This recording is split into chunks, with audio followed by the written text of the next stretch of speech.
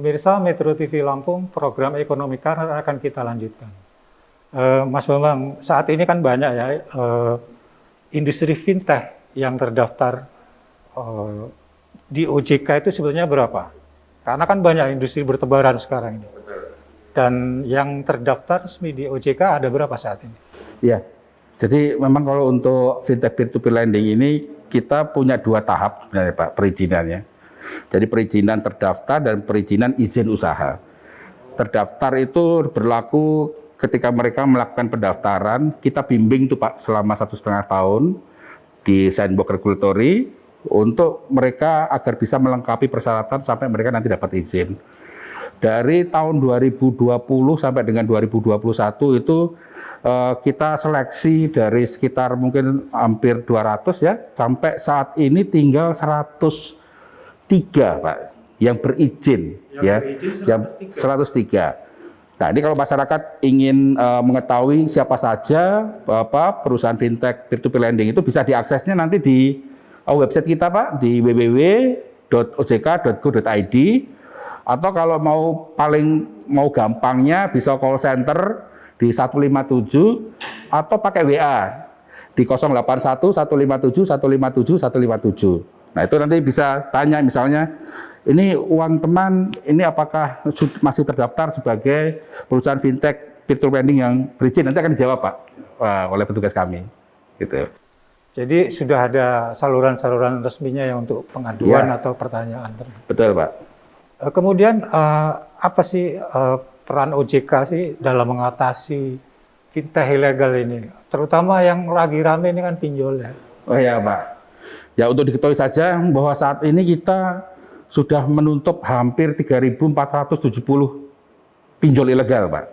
Ya, ini kita lakukan bersama-sama dengan Satuan Tugas Waspada Investasi SWI. Itu tadi yang saya sampaikan ada OJK, ada regulator yang lain, ada aparat penegak hukum. Nah, memang ini menjadi hal yang perlu dilakukan Pak, karena kita tidak ingin masyarakat ini terjerumus ke dalam pinjol ilegal, karena memang luar biasa Pak prakteknya. Terus ciri-ciri pinjol ilegal itu seperti apa? Ini yang perlu diketahui oleh masyarakat terkait dengan pinjol ilegal. Jadi ciri-cirinya Pak biasanya.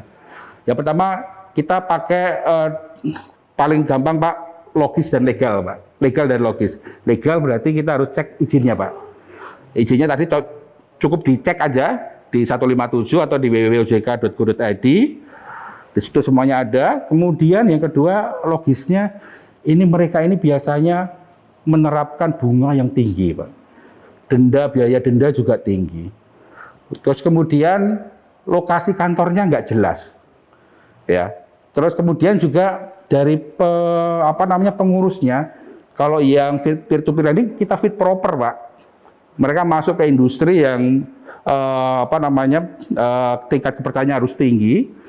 Nah, ini mereka kita fit proper, kita wawancara. Nah, kalau yang pinjol ilegal tidak. Nah, termasuk juga di dalamnya adalah pengaduan masyarakat, mereka tidak fasilitasi biasanya, Pak. Sementara di kita wajib untuk memiliki akses pengaduan nasabah. Nah, terus kemudian yang ketiga, yang kelima, ini mereka biasanya mengakses tidak hanya 3 yang kita persyaratkan, Pak.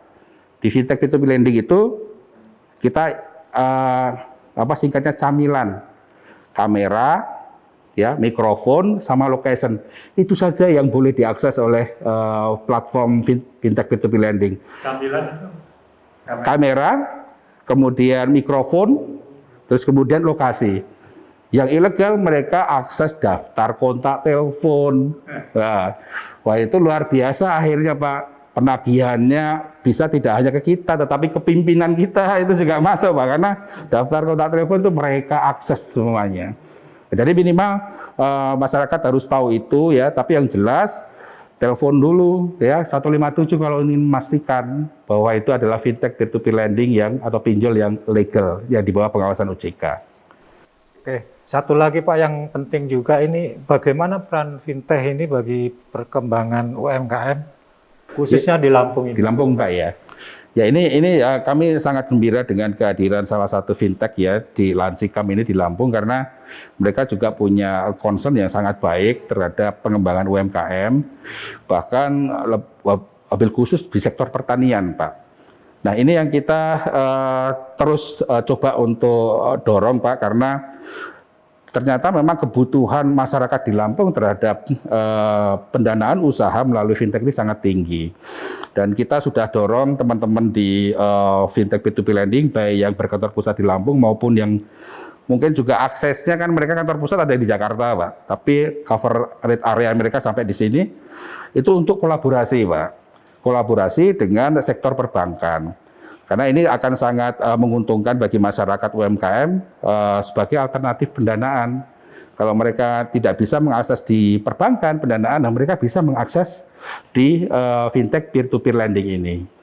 Nah bahkan kalau tadi saya sebutkan juga fintech kan ada di pasar modal, Pak. Nah, kita beberapa waktu kemarin juga mengenalkan security crowdfunding. Jadi UMKM ya itu bisa menerbitkan saham, Pak. Bahkan menerbitkan surat utang atau obligasi yang nanti investornya adalah masyarakat. Nah, saat ini sudah ada percontohan di Tulang Bawang. Itu mereka usaha di Tambak Udang, Pak. Mereka masuk di platform security crowdfunding, mereka kemudian menerbitkan saham, sahamnya dibeli oleh masyarakat. Nah, itu juga dimungkinkan. Jadi tidak hanya perusahaan-perusahaan besar yang bisa menerbitkan saham di pasar modal, Pak, tapi UMKM juga bisa. Jadi kita harapkan dua bentuk fintech yang kita awasi ini, fintech peer-to-peer lending dan security crowdfunding ini bisa menjadi alternatif bagi masyarakat untuk mengakses sumber pendanaan usaha, gitu, Pak. Ya, sudah ada belum itu regulasinya tentang apa bahwa UMKM bisa menerbitkan obligasi? Sudah, Pak. Kita sudah ada peraturan OJK-nya yang mengatur terkait dengan kegiatan security crowdfunding dan memang itu diatur itu ya UMKM-nya tidak boleh lebih dari 10M misalnya asetnya begitu, Pak. Ya, terus kemudian harus jelas juga karena mereka harus punya laporan keuangan yang harus terbuka karena di pasar modal kan ini harus transparan, Pak, terkait dengan kegiatan bisnisnya, terus kemudian terkait dengan laporan keuangannya itu harus transparan. Jadi di security crowdfunding ini nanti kegiatan-kegiatan bursa saham itu akan diduplikasi, Pak, tetapi dengan operasional atau persyaratan yang lebih sederhana, gitu. Kemudian tentang ini, Bank Indonesia ini kan berencana mempercepat peluncuran uang rupiah ya, uang rupiah digital. Apa dampaknya bagi pertumbuhan fintech khususnya di Lampung? Ya kalau kalau bicara terkait dengan rupiah digital ini, Pak, ya, ini kan sebenarnya salah satu produk yang dilahirkan dari teknologi blockchain ini. Di rupiah digital ini kalau pengetahuan saya, Pak, ini masih dalam kajian. Ya, ini merupakan kesepakatan dari Bank Sentral seluruh dunia karena melihat bahwa kripto aset ini tidak bisa dibendung. Jadi memang harus dibuat currency digital tetapi oleh Bank Sentral. Nah, kalau sepengetahuan saya ini masih dalam kajian. Bank Indonesia masih mencoba untuk mencari platform yang tepat, ya, konsep yang bagus, kemudian bisa diintegrasikan dengan sistem pembayaran digital sekarang yang sudah ada, gitu. Dan ini juga sebenarnya kalau dampaknya ke fintech, Pak, lebih ke fintech di payment system. Karena nanti currency digital ini atau rupiah digital ini nanti menjadi salah satu alternatif alat pembayaran di samping rupiah kita yang tersimpan di rekening perbankan. Nah, mungkin nanti ya ini caranya untuk bisa mengintegrasikan rupiah digital dengan rupiah yang tersimpan di rekening perbankan ini yang nanti akan menjadi challenge ya saya kira ke depan, dan ini juga akan sangat menentukan perkembangan fintech di payment system. Jadi pengaruhnya besar juga untuk fintech ya. Saya kira kita harus bisa ini, Pak, mengantisipasi ya perkembangan teknologi yang demikian pesat, Pak. Termasuk salah satunya ya cryptocurrency ini sebagai bukan hanya sebagai alat investasi, Pak, tetapi juga sebagai alat pembayaran. Ini nanti akan sangat mendisrupsi, Pak, untuk payment system fintech nanti. Ya, kita kembali ke UMKM ya. Bagaimana sih kegiatan bisnis matching UMKM yang digagas oleh OJK dan lembaga-lembaga lain? Iya, kalau saat ini kita sangat aktif ya untuk bisa mempertemukan UMKM dengan lembaga-lembaga jasa keuangan. Kita punya tim percepatan akses keuangan daerah di setiap kabupaten, kota, dan provinsi, Pak. Nah, ini yang menjadi motor bagi OJK bersama dengan pemerintah untuk mempercepat akses keuangan itu, antara lain melalui bisnis matching ini. Kita sudah punya yang namanya Forum Ekspor Lampung, Pak. Jadi ini lebih kepada bagaimana menggerakkan UMKM, para pelaku UMKM yang berorientasi ekspor untuk mendapatkan pembiayaan ekspor dari perbankan, kemudian dari lembaga pembiayaan ekspor impor Indonesia, dan lembaga jasa keuangan yang lain. Nah, di samping itu juga kita sudah sedang menyiapkan bisnis matchingnya, tapi secara online, Pak. Ya, jadi kita akan buat website yang namanya Pasar Kredit Murah Lampung. Masyarakat yang ingin mendapatkan pembiayaan tetapi murah, ya, itu bisa mengakses website itu. Nanti di sana tinggal milih, Pak, mau kredit program pemerintah KUR, atau kredit melawan rentenir di beberapa bank, atau mungkin kredit ekspor yang dikeluarkan oleh Lembaga Pembiayaan Ekspor Impor Indonesia, atau beberapa jenis kredit lain yang kita punya tagline-nya sih harus mudah, cepat, murah, Pak. Nah, ini yang sedang kita dorong. Di samping juga kita dukung ada program pemerintah terkait dengan Bangga Buatan Indonesia.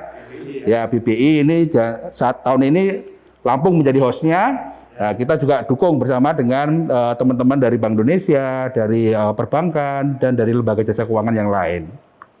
Baik, Mas Bambang, sangat lengkap penjelasannya. Semua sangat komprehensif tentang seputar industri fintech di Lampung ini. Terima kasih, Mas Bambang. Pemirsa, kita telah berada di penghujung acara. Tetap saksikan Ekonomi Corner pekan depan di Metro TV Lampung. Salam sehat dan tetap patuhi protokol 5M. Terima kasih.